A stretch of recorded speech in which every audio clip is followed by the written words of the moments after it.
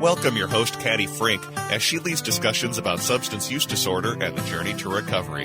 You're listening to Redefining Recovery, a recovery revolution.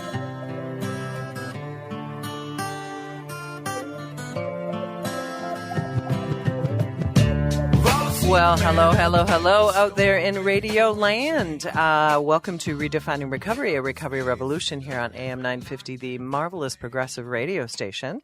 My name is Caddy Frink. I am your host. I am, for the second time in my marvelous journey as being a radio host, doing a show by myself. So there won't be any other voices. So hopefully you will still hang on, because I got some really interesting stuff to talk about. So one of the things that we always talk about is, or say initially, is what's right with the humans that I'm with. So I will describe what's right with me today. So what's right with me today is I had a relative in town. Her first name is Kathy, and she's in doing some things around some property that she owns. And it was a wonderful conversation. She got dinner for myself and my guy, Eric, and we had a lovely chat, all three of us. And then the guy decided to go take a snooze to go to bed. And then Kathy and I just talked for like a good hour and a half. And I don't know how many out there will sometimes be able to have a conversation that you are like, wow, that was great. And that was the case. It was really nice to just have she and I hanging out with a cool breeze coming in, because it kind of got cool last night. And so I just really enjoyed that. And for one of the discussions was these things called cell phones can interrupt so much of our communication, and actually having a conversation was super cool and just being relaxed about it. She also talked about something. I'm just going to mention this. I thought it was really interesting. Many of us have, and myself included, so it's not just on Kathy, many of us kind of have phone phobias now and then. And I think what I want to point out about that is that we've gotten so used to texting. We do it in places and spaces where we probably shouldn't. But, you know, let's everybody pick up the phone and have a conversation or get in front of somebody. I think that's probably one of the reasons why at Minnesota Recovery Connection, when we talk about peer-to-peer services, that's the value of what the work that we do and many other recovery community organizations in the state and around the country for that matter. And that is having that one-to-one conversation has such value. And that's what I got last night with my cousin.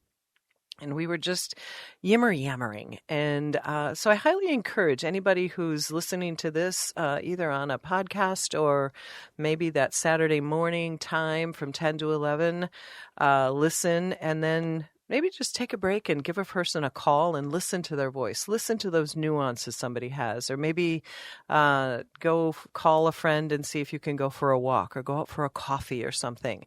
I think it's an art that a lot of folks have lost when we were thinking about, if we go back in time to COVID, when we just didn't have that connector time. And so I think it's okay that we reconnect, kind of get away from the little boxes that run in our hands and kind of just chat. So, so that's what's right with me. That was a long iteration of what was right with me. So can I ask somebody who's in the booth, Brett, what's right with you today? Oh, let's see. What's right with me today? In fact, I'll be able to go home and get some biking in after work today. It's the nice weather we've been having. So. Sweet. Yeah. The weather is going to be cooperative. Yeah, that's what I'm hoping.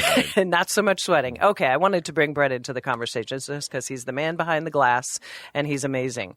So, yes, that was Brett. He's Johnson. He is our one of our program, or the program guy of the world. So what I'm going to be talking about today, being a Lone Ranger, I had an awesome, amazing opportunity to be part of a conference last week, and it was hosted by the Lung Mind Alliance. And some of you might know the American Lung Association. Probably that's going to come off the top of your head a lot easier. But the Lung Mind Alliance is an incredible group of humans, and they brought some really great people together. And the discussion was about nicotine and how nicotine/tobacco, and kind of what that impact is. And I was brought into the conversation about where does nicotine/tobacco come in the substance use disorder world, because that's a huge thing. It's a real conversation about how many people stop using substances like alcohol or drugs or street drugs or prescribed medications that maybe they're getting a little bit more dependent on, and they stop those substances and then they pick up smoking because I'm just saying, we got kind of this addictive mind. And so either habit of taking something to take down the stress, or you're switching your addiction because it is okay. I'm putting that in air quotes if you can see. And the idea is that smoking is, and vaping and chew and the packets, they all carry nicotine, folks. And that is a terribly, terribly addictive chemical that really does things in the mind that I don't think we talk about all the time. And I walked away from this seminar, and I will give kudos to a lot of different people that when nicotine and tobacco come into our world of substance use disorder, it is seen as okay, but we have to remember how harmful it is.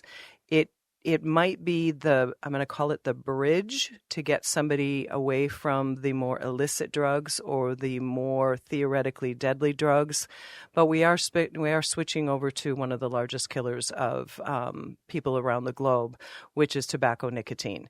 And so I know I'm probably rattling a cage here and there. Well, Caddy, at least I'm not doing street drugs. I'm not doing fentanyl. I'm not doing xylazine. I'm not drinking. And I'm like, I applaud you for not doing those chemicals, but I want everybody to kind of just open up their brain a little bit. And I've got some good materials I'm going to just sort of reference from the thing that I was at that talks about how nicotine affects us.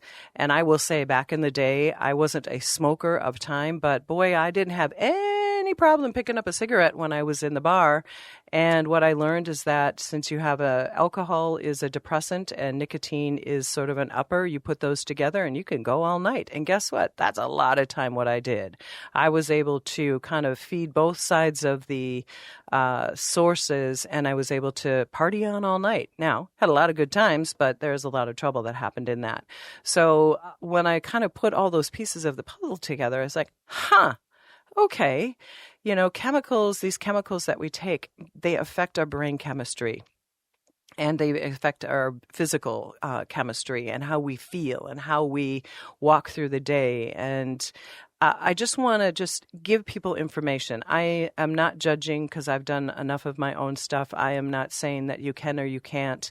I don't do any of that. But I think the mission that I have as a woman who gets to have this incredible opportunity of being on the radio talking about recovery and talking about substance use disorders, I just want to give you information. And that is sometimes really what we just need, because we don't know what we don't know. Thank you, Celie Dudley from Recovery Alliance Duluth.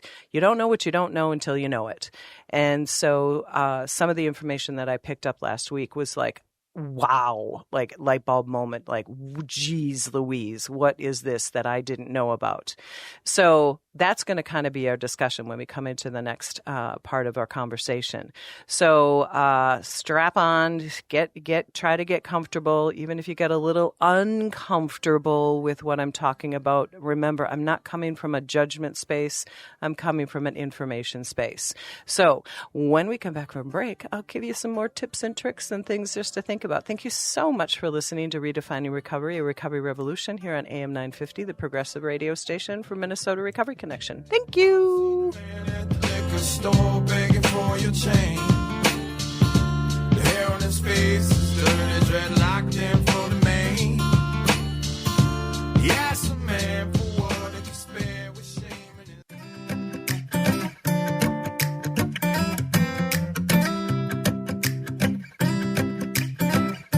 Welcome back to Redefining Recovery, a recovery revolution, here brought to you by Minnesota Recovery Connection, where we value edumacation and peer-to-peer support and advocacy. I am doing the show alone today, and I need to just slow things down a little bit because I have a tendency to talk fast. As being a trainer at Minnesota Recovery Connection, I'm always about getting information out to folks. So I'm just going to dial it back a little bit, take a deep breath, take some advice from Brett, and just kind of like let y'all just sink into stuff. As I said last week, I was at a conference and it was called the Lung Mind Association, and they had a convening, I should say, of people from the healthcare field, from the substance use field, and from the mental health world. And we were talking about how nicotine and tobacco are impacting life in general. And again, casting no shame, because I know this is sometimes really, really a space where people that particularly struggle with substance use disorder, if they can lean on something that isn't perceived as something that can actually kill them, which is what can happen with street drugs, can happen with the things that are mixed into the chemicals that people can take and they don't know it. We've been talking about cannabis, pot, marijuana. There can be some things mixed into those kind of cannabinoids that can really affect somebody. I recently heard a story about somebody who went out and bought some pot off the street, marijuana off the street, and it was laced with fentanyl. And the individual made it through the situation, but there was a overdose that took place and they came back. So we just don't know what's out on the streets, folks. So it's really important. So when we talk about tobacco, we talk about nicotine. I know it is definitely a lean on for our community, and vaping, and maybe using the packs and using chew. But I also want to bring to mind that this is the kind of stuff that also has consequences after use.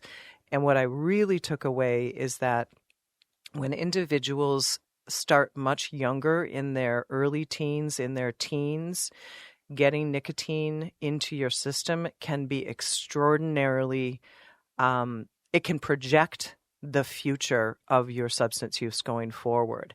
And I don't know that I knew that as well as I do now. And what is super important is that I'd like to just give you some information so that not to freak you out, not to scare you, not to blame you, not to say, oh, if you only would have, or if you didn't, you might not be in this situation. This is truly all about information. At this age now, at this point, when I can learn something new, I feel really important to share it. To that point, currently the week that you're hearing this, we're doing a training for peer recovery specialists. I've got 11 marvelous people in the class. And because of this conference that I went to, I shared this information and just a real snippet part of it. And two of the individuals from the class brought it back to one of the recovery housing spaces that they are living at, and just kind of said, hey, did you know that when you are using nicotine, that this could have been kind of like, it's a thing that you want to think about. It's a thing that you want to think about. There are consequences. There are things that it's not just a safe place to go, but it's a comfort place to go. And the individual that he told kind of went, well, yeah, I kind of know that. And then talked about some of the problems that the vaping particularly can do on how it hits your brain differently than other chemicals that you're using. And it was like a light got turned on. So that's kind of what I'm talking about. So like I said, I've been doing a class this week. I've got my marvelous Sarah Kemp. You all know her. She's my work wife. But I want to do a quick shout out to the students in my class. So I'm going to quickly run through their names just because it's always fun to hear your name on the radio. I've got a person named Ellie, Phil, Ryan, Polo, Katie, Will, Taylor, Deshaun, Lo, Ingrid, and Devin. These are people that are in my class currently that are marvelous students with an amazing amount of knowledge that we get to share when we do these classes, because that is really the essence of what this whole conversation is about. So I want to give credit where credit is due for the people that brought me into and have given me some knowledge. Reba Matthews Jacobson, she brought me into the conversation. Pat McCone, I believe I'm pronouncing that name. And then a lot of the information that you're going to be getting now is coming from Steve DeLisi. I've had the honor and privilege of being educated by him. He does the science of addiction and a lot of other things. But he was the main conversationalist in this conversation about how nicotine affects us. So one of my big takeaways, folks, is that youth needs to be extraordinarily educated on when they start vaping, particularly young, they start smoking young, they start chewing young, that this can set a precedent for the future of substance use disorder. And it goes up exponentially that if somebody starts very young, because the young brain is very malleable. It is extraordinarily receptive to all this information. And that's the beauty of being young. We have all of these synapses. I'm going to use a lot of terms that might not be appropriate and scientific, but sort of how my brain works to try to explain this. You know, in the young mind, we've got all this excitement and we've got all this information coming at us and we kind of take it in and take it in and take it in. It's like, wow, this is really cool. And then you bring in nicotine, you bring in tobacco into that. It's like, wow, this is really cool. And it makes you feel good. It makes you cool. You hang out with the cool kids sometimes, or it's a way for you to just get a hit of nicotine, which will kind of give you a little bit of a high. And you feel great. But what it does is it sort of opens up one of those receptors that just moves forward with you as you go through life. And again, I'm talking scientifically from Caddy, not from a scientific. This is sort of the stuff that I took away that really impacted me. So I might get things slightly off, but please just forgive me because I just want to share. Again, I'm saying that. So think about the young mind. It has all these incredible little brain spaces going on. You throw in education, you throw in sports, you throw in young love, you throw in, getting romantically involved with folks, and then you throw in these chemicals. And nicotine sometimes is that gateway into maybe headed towards substances. And what it does is it just sort of lays a little foundation of what can happen when you get exposed to maybe the next chemical, which would be pot, marijuana, cannabis, however you want to phrase it. It's like, oh, that looks kind of cool. Cigarettes are kind of boring to me now, or my vape is kind of boring. I'm going to try this next thing. Because what you've done is you've kind of turned on, I'm going to call it an on switch. And what happens is that on switch has these characteristics of addiction. And then what happens is that you've got somebody who might just really be enjoying these chemicals. Now, what I know about the science of addiction is that dopamine is the space, okay? We all love dopamine. Dopamine comes when the brain has been clicked on by eating sugar or having a smoke or a vape or having romantic activity with someone or even going for a run, going to the gym, having a good, robust conversation like ahead. You get this, what I call this happy juice going on in your brain. And so there's the self-produced dopamine and then there's the fake dopamine, I'm going to call it. And that is where when we talk about opiates and overuse of opiates or overuse of fentanyl, overuse of xylazine, overuse of metotidine and many cocaine and heroin, you're turning on the dopamine in an overzealous way. You're giving your brain too much, but it makes you feel good. So you want more. Welcome to the potential for addiction. And so if you think about it from a chemical perspective, we all have dopamine running through our bodies, but when we add it in an excessive or an overabundance, what we do is we sort of throw off the chemistry in your brain. And that's one of the things that nicotine can do as well. And particularly when you're talking about a young mind that's still in development, you're kind of flicking a switch, folks. And this probably happened to a lot of people that are listening. You started when you were young. It was like being part of like the cool club, or your parents said, hey, have a smoke, or your best uncle or your aunt, even your grandma, or somebody said, oh, it's not that bad to give it a try. maybe, I don't know, somebody, might have happened. And you did, and you're like, ooh, that's kind of cool. Well, you might have just changed a little bit of chemistry, and you might have possibly switched on a switch that made it a little bit more attractive to try other substances. And then there's also, what I learned is there's a genetic component too. So if you had a parent and you particularly, obviously, a mother person who smoked while she had your little humanness inside her, there could be a little bit of a DNA, there could be a little bit of a genetic component too that is going to predispose you. Just like when we talk about substance use, can you be predisposed? Can you be in your DNA? Can it be in your genes that you might have an alcohol problem, myself included? A mother who had alcohol problems and mental health issues, a biological father who had alcohol issues, both of which died of those issues at 50-ish in their life. I've been able to outlive both of those individuals. But I feel absolutely, I believe to my core that there was a genetic component. So what can we do to stave off this? Let's just be aware of what's going around the young folks, and also those of us who are maybe have a little bit more years on us. If you're smoking and it really is good, you're vaping, which is really the issue, folks. Vaping is something that is so acceptable in our substance use disorder community. Not everybody, that's totally a lie.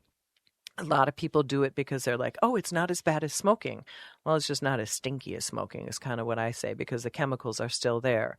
And it is very well documented that the chemicals in the vaping pens, the vaping holders, whatever they're called, we don't always know what's in those. And so there's been enough science and enough medical results saying that people are having lung problems, similarly to what they've had with smoking in the past. And so because of this conference and meeting Reba, meeting Pat, and meeting Stephen, and also some Department of Health and Human Services people, Amy, I apologize, Amy, I don't have your last name in front of me, I was able to feel as though I can speak to a certain amount of comfort that let's see if we can educate people on if you get off your chemicals, you get off alcohol, you get off substances, and you go to smoking, you go to vaping, you go to the packs, you go to the chew, let's move to the next level. Can we get somebody off of those? What we do is we know that there's a success rate of staying in recovery much longer when you even quit those next levels. If you quit the nicotine and getting that tobacco stuff out of your system, there is definite proof that you will have a longer, sustainable recovery from substance use disorder. And you will also be healthier, and you'll be around for your people around you, your children, your grandchildren, your cousins, your loved ones, your partners. You'll be around for your community longer. So I just want everybody to kind of think about that let's not just accept the fact that it's better to use smoking or vaping and I got off the bad stuff. Now let's get into the good stuff. Or get off to the stuff that's easier. Sorry, that kind of came out wrong. So one of the things that epigenetics is something that Steve talked about. And this really does talk about where the brain goes with genetics. And they did a study, and yes, this was with some animals because they can't do it on humans. So please understand that some things have to happen from scientific animal research, and that is a individual that is smoking at a young age has a higher percentage, by about 20 to 30%, that they are going to move on to other chemicals. And this has to do with that thing that I was talking about, is that you kind of turn on this light switch inside the young brain. And then if you are somebody who smoked younger and you went into substance use, you kind of kept that switch open and you've given it an opportunity to work forward. Vaping pouches in the adolescent brain, e-cigarettes, they have a higher percentage of use. Some of the statistics that I thought were kind of interesting is that nicotine pouch use increased from 7% to 10% in 12th graders, from 4% to 5% in 10th graders, and from 0.8% to 1.4% in 8th graders, folks. These things are hitting these young kids at younger and younger ages. And if we think about the detrimental effect that it can have moving forward, if you're a parent, you're a caregiver, you're a caretaker, you're an observer of young folks that are using these methods of kind of being in the, I constantly say the cool kid club because that's what it was back in the day. Just say, hey, you know what? I just want you to know that I care so much about you, and tell me what's going on with, using these. Well, it's cool. It makes me feel good. It's like, yeah, it does. Maybe we can go for a walk and talk to your young person about, this is all chemical stuff, and it's probably, it's going to be boring to you because why would you want to talk about the boring stuff? But let's go for a walk. Let's go for a ride. Let's go for a bike ride. Let's go out for ice cream. Golly jeepers. Let's turn that dopamine switch on in a way that the body is actually producing it versus we're putting it into our body's false and risking the future of young folks. I talk about cell phones a lot too. I talked about that earlier, and that is these devices are just consuming a lot of our lives. I think a lot of the people that struggle with substance use disorder, we're also using, rolling down the reels or going to TikTok and going into those areas. These are all, there's a lot of science behind this from the people that produce these addictive activities. And that was one of the conversations that took place with Pat. And she was just talking about there's marketing towards us everywhere, y'all. There's marketing. If you think about it, one of the young women in my class, they're marketing vapes and vapes and pouches and things and all these like snappy little flavors, watermelon and strawberry and candy cane and all that kind of stuff. So it smells good. It feels good. It feels really, what can I say? It feels really non-intrusive because if anybody has been around somebody who smokes cigarettes, that's pretty smelly. And that's why it became, if anybody was old enough, they would go out to the bars and the restaurants and they were at smoking areas. You'd come home and you'd take off your jacket or your sweater or something, hang it outside because it smelled because you weren't a smoker. So now we have all these, enticing flavors and smells. And it's like, oh, it's not that bad because if it doesn't smell bad, it's not bad. Well, it is. And I just want people to realize that you want to take care of your lungs because you can't do much without them. And also you're changing the chemistry in your brain. You're turning on valves that are just going to require more and more of these substances. It's like if anybody has ever had a gaming or a gambling issue, it's the same chemical in your brain that when you get that happy juice flowing from gambling, it's like, oh, I won or I might win. Or I'm going out and I'm having promiscuous relationships with people and having a lot of exciting sexual activity. Those are dopamine hits. Those are, gambling and behaviors that are unhealthy for us. It usually is because we need to get ourselves more in a happy space. And I'm not saying you can't do what you're going to do and you're going to be all the human you want to be, but how can we take care of one another? And if we see somebody that's got a problem, we see somebody who's at risk, we see a young person, or we see somebody who's really depressed and they're utilizing anything that I just mentioned, gaming or gambling or street drugs or alcohol, cocaine, heroin, opiates, we have a lot of people that are feeling less connected. And how do we get people connected again? And that's where Minnesota Recovery Connection, I'm going to always talk about the peer-to-peer work that we do. But you can be a peer too to somebody out there. Sitting down, talking to someone, have a conversation. It's like, hey, when did you start smoking? When did you start vaping? Oh, I did it here, did it there. there's nicotine in there, and they might not even understand nicotine. They just think it's kind of cool. It's kind of fun. Well, yeah, I've heard about that. It's like, it's really hard on your body. What do you mean it's hard on my body? Everybody says it's kind of cool and I'm not using street drugs. Yeah, but... sometimes information needs to be shared with people because they just don't understand the consequences of stuff. I had a beautiful, beautiful friend named Carol who passed away about 3 years ago, and she was a very heavy smoker for years. This is all pre any of the vaping or probably chew is out there, and she always had a, heavy smoking issue, and she was a drinker. She wasn't necessarily put into the category of abusing alcohol, but it was truly a partnership. When she would go out to the bar, A and B were together all the time. And ultimately, I believe it was a combination of some complications with some health issues, but she had stopped smoking, but had some lung issues that were taking place. And she died much earlier than she should have. And she saw that eventually she should stop smoking because there was this impact having on her. And so I just want people to know that when we in the substance use disorder world, the addiction world, we stop using one substance, sometimes we go to the next. And I'm not saying, again, I'm not casting judgment. I just want people to know that there are consequences, particularly to these heavy, heavy chemicals. And the marketing that's done towards us from all of these companies, even saying, because if we think about it, there were cigarettes back in the day that didn't have filters. Well, filters were put on to make them more attractive and say that it's less harmful for your health. Or the slim cigarettes back in the day. There used to be different cigarettes that didn't have as much tobacco.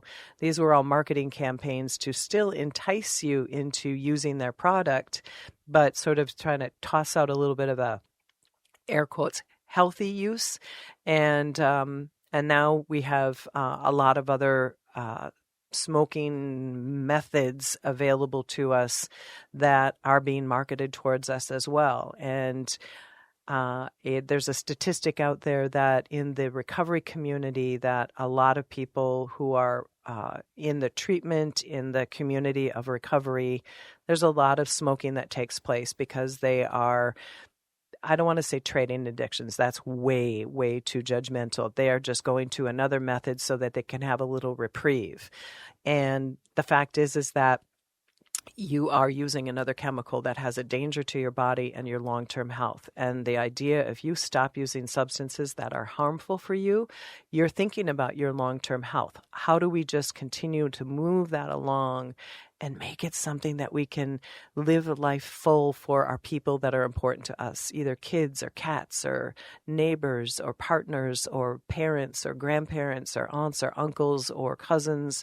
We want to be around as long as we can. And to do that, being the best you can be about being healthy and taking away some of these things is going to be beneficial. So I hope I haven't bored you. There's a lot of stuff I dropped in there. I want people just to be more aware that I, as a woman in long-term recovery, have seen a lot of life and have seen a lot of things change through the recovery community. And when I can have a young woman in our office about a year ago pick up her vape device and puff it right in the middle of our office, and she all of a sudden saw me standing there, and she didn't even realize that she'd pulled it out of her pocket and pulled on it and like blew the smoke in our office.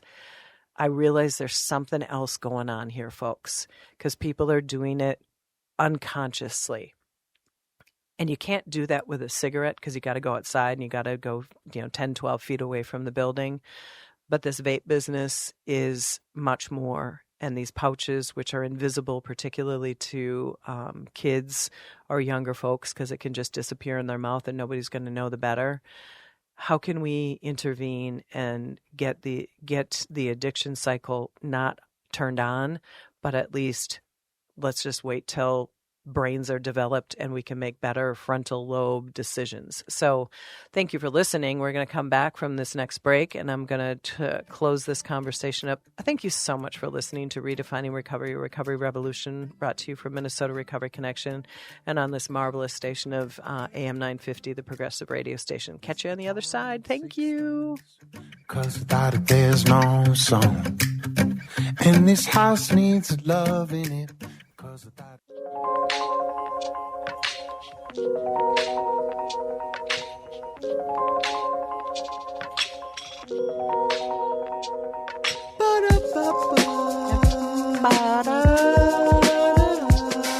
Gosh golly, Aaron Fitzgerald, I'm still going to give you credit for this music pick you have on our show. Thank you, my friend. I just love that music. Thank you for listening. Hey, it's Caddy Frink at Minnesota Recovery Connections, Redefining Recovery, Recovery Revolution here on AM 950. Yay! Well, I'm in my last segment. I've kind of dropped a lot of stuff on you. I hope you just sort of give me an idea. I was just talking quickly to Brett, and it's like 10, 12 years ago, we didn't have vaping going on. We didn't have the same kind of thing going on. And tobacco has been around for, I don't know, 1 million or 2 million years. We know that. And then I also definitely want to make sure that when I say tobacco, I am not in any way discrediting the Native American community and the traditions that that community has with tobacco.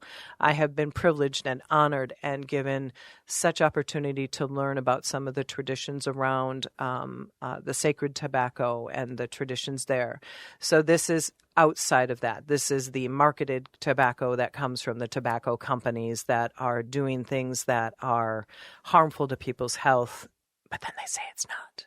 So just sort of saying. So I just really want to acknowledge that, because that was one of the key things that was discussed when we were in this convening, that we have to make sure that we are recognizing there are spaces and places where have been around on this planet much longer than what we have in our current day.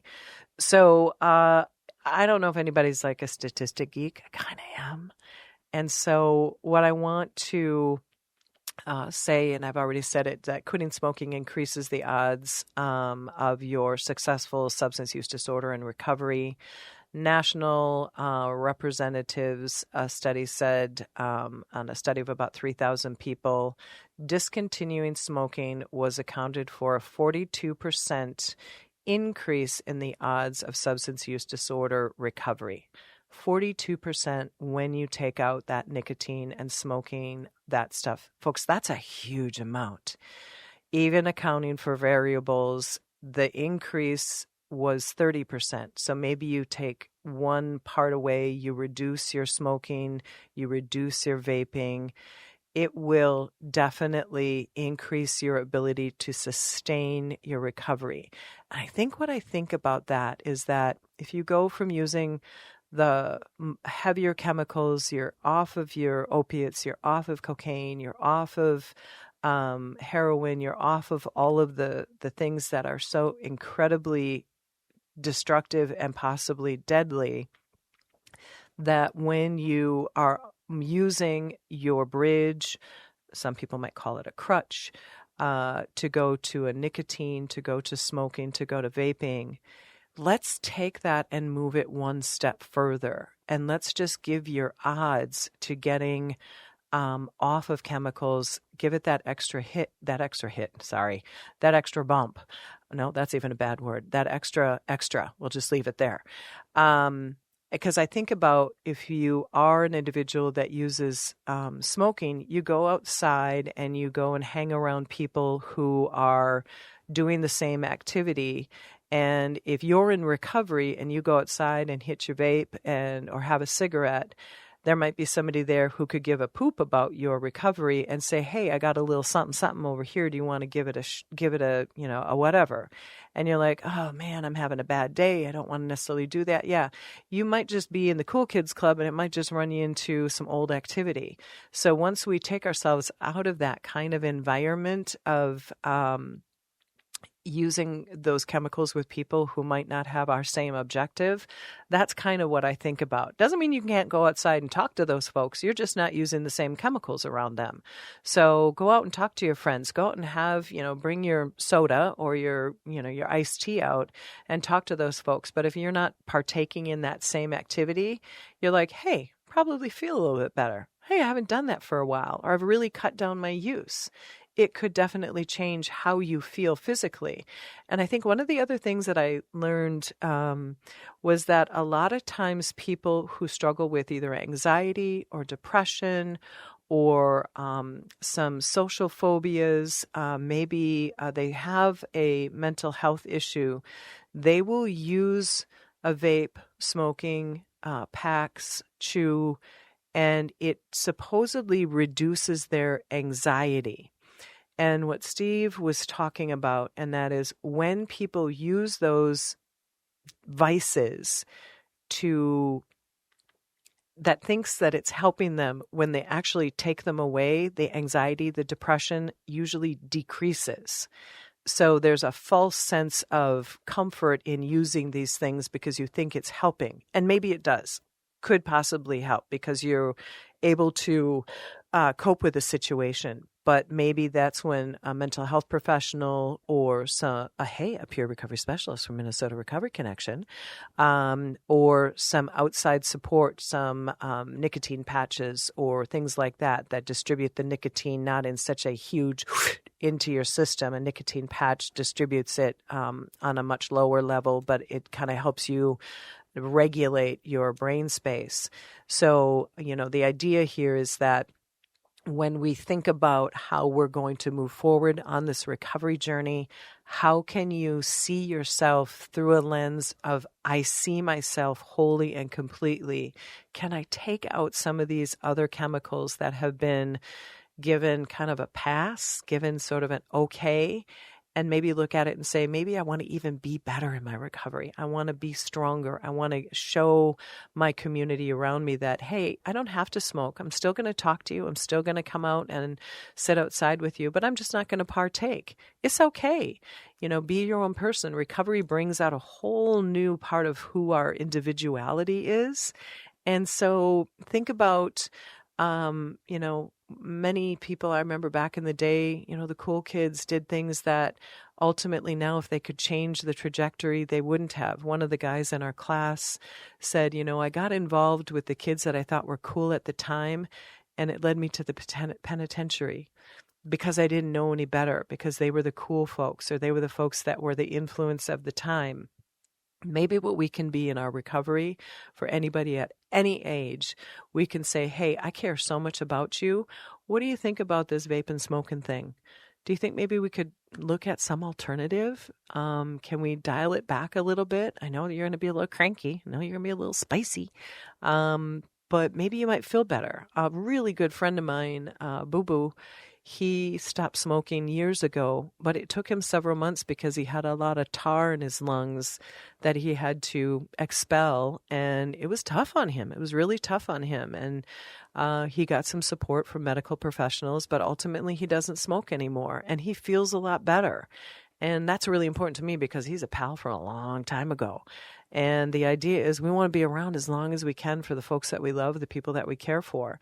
And when we take away the chemicals that can do our physical body harm, hey, it only gets better from there.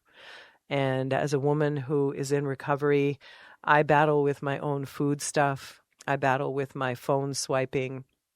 I battle with my own vices that get that dopamine going on, and I know I have to take a look at them. So all I'm asking you is that maybe this is something that you can look at. We're never going to be perfect. We're never going to have to present ourselves as people that have licked it all. We've got this all under control, because I think there's too many moving forces out there. But if you focus in on who you are and who you want to be for the people that you love and your communities that you care for, and I'm going to say again and again for the young folks that are getting a lot of mixed messages from a lot of marketing campaigns from every space or place, between their friends, their phones, their communities. Let's just see if we can, I don't think we can turn back the hands of time, but can we make an impact? And for those of you who are using these devices, just know that I love all of you. I think you're all amazing. You've been able to kick a habit that could have killed you outright, and now I just want you to think about how can you live a really full and meaningful life and maybe sustain that beautiful recovery that you have, because you all mean so much to me. I'm going to try not to cry because I just got all kind of weepy in my soul there. So I just want to thank you for listening to Redefining Recovery, a recovery revolution, the dream of my life. My name is Caddy Frink, your host. I'm here with Minnesota Recovery Connection. And I want to say thank you to AM 950, the progressive radio station. Be well, be happy, be safe, take care of yourself, take care of the people that you love, take care of your community, take care of your cats, your dogs, your fish, your iguanas, all of those things. Just be well, and I thank you for listening. Have a great, great day. Bye-bye.